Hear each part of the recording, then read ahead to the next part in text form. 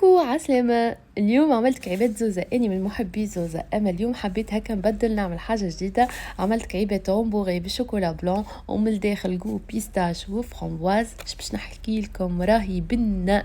ولهني عندي شوكولا من برا رومبوري بالشوكولا اولي، ومن الداخل فيها جناج دو شوكولا وبخليني نوازيت، وهذه الكراميل العادية.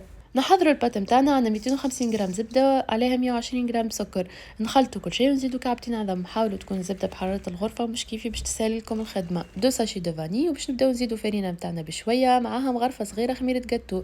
كميه الفرينه حسب التقريب 500 غرام. ناخذوا شويه من العجينه، ما تفوتوش 5 ولا 6 غرامات باش ما يجيكمش الزايد برشا. نكعبروهم كيف ما هكا ونطيبوهم في الماكينه نتاع الزوزه، ونحيو الاحراف. نستعملوا الصفايه نتاع الحليب. الشوكولا بلو عندنا 100 غرام شوكولاته، عليها 40 مليلتر كان فريش سخونه مليح مليح، ومغرفه كبيره بيستاش مرحيه مليح، ولهني زدت مغرفه بيستاش كونكاسي. الكولي دو فرامبواز عندنا 250 غرام فرامبواز، 50 غرام سكر، عسل قارص. نطيبوهم مليح، نرحيوها ونصفيوها. بخليني نوازيت عندنا 100 غرام لوز محمره و100 غرام نوازيت.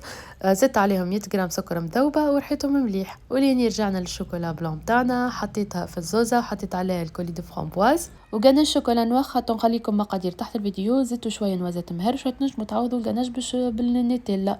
والاخرى استعملت كراميل حاضر، هذه اللي بالفرامبواز حطيتها في الشوكولا بلون، والاخرى في الشوكولا ولي. صحه وفرحه.